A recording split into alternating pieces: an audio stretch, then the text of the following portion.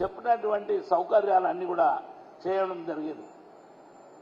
సరే, ఎలక్షన్స్ లోపల కొన్ని విషయాలు మీకు తెలుసో తెలియదో, పాలు నీళ్ళ కట్ట ఒకటి అందరిని పిలిపించి, అయ్యా రోజు ఒక చెమ్ము ఇలా రేపు పొద్దున పాలు పోయాలి అవసరం ఉన్నదని చెప్తే, నేను ఒక్కరి నీళ్ళు పోస్తే ఏమవుతుంది, నేను ఒక్కరి నీళ్ళు పోస్తే ఏమవుతుంది, అందరూ కూడా నీళ్ళు పోసినాడు.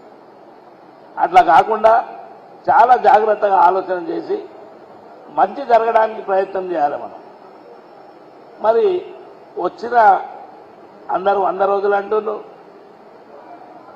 వారం రోజుల నుంచే ఈ ప్రాబ్లం స్టార్ట్ అయినాయి. మీరు తెలుసుకోవాలి, ఏ రోజు కాంగ్రెస్ వచ్చిందో అదే రోజు నుంచి కూడా కరెంట్ అనేది కరెంటు పోగానే ఒక పేరు జ్ఞాపకం చేసుకుంటున్నారు.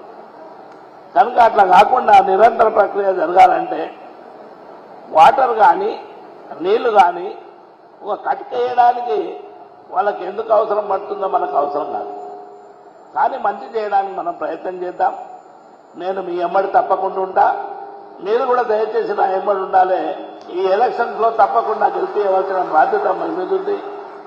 మిగతా కార్యక్రమాలన్నీ కలిసికట్టుగా మనం ప్లాన్ చేద్దాం, మంచి చేయడానికి ప్రయత్నం చేద్దాం. ఎందుకంటే నేను జిల్లా పరిషత్లో చేసినటువంటి పనులు కానీ, గ్రామాన నాకున్నటువంటి అవగాహన కానీ, దాన్ని మళ్ళా రెట్టింపుతో ప్రాబ్లంతో క్లియర్ చేయడానికి మనం ప్రయత్నం చేద్దాం. మంచి చేయడానికి నేను ప్రయత్నం చేస్తా.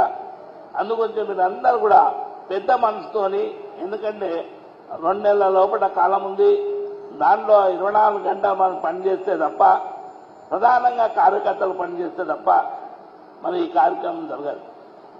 ఈరోజు మన కుటుంబ సభ్యులందరూ ఏకమైండు. ఇక్కడ లోకల్ బాడీస్లో ఉన్నటువంటి గ్రామాల్లో ఉన్నటువంటి వార్డుతో మొదలుకుంటే, సర్పంచ్తో మొదలుకుంటే, ఎంపీటీసీ, జెడ్పీటీసీ అందరూ కూడా కలిసికట్టుగా ఒక పెద్ద ఎత్తున ఒక ఛాలెంజ్గా మనం తీసుకుంటే ఇది సునాయాసంగా మనం ఇచ్చే సీటు.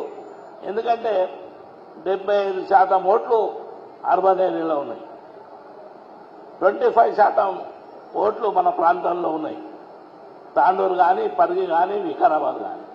కనుక మీరు దయచేసి, ఎందుకంటే 4 ప్రాంతాల నుండి మన ఎమ్మెల్యేలు గెలిచారు.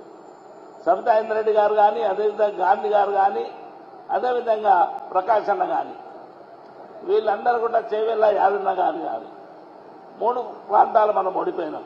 కానీ వాటిని మళ్లీ హుషారుతోని ఇంతకుముందుగా పెద్దలు వాణిదేవి గారు చెప్పినట్టుగా బంతి శాస్త్రంగా లేచిన దాన్ని ఏ పంతలో నడిపించాలనేది మనం ఆలోచన చేద్దాం.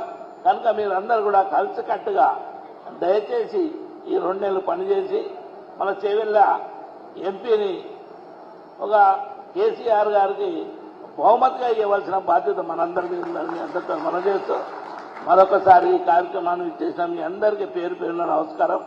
అదేవిధంగా మీడియా మిత్రులకు, ప్రింట్ మీడియా మిత్రులకు కూడా నమస్కారం చెప్తూ సెలవు తీసుకున్నాను. Thank you.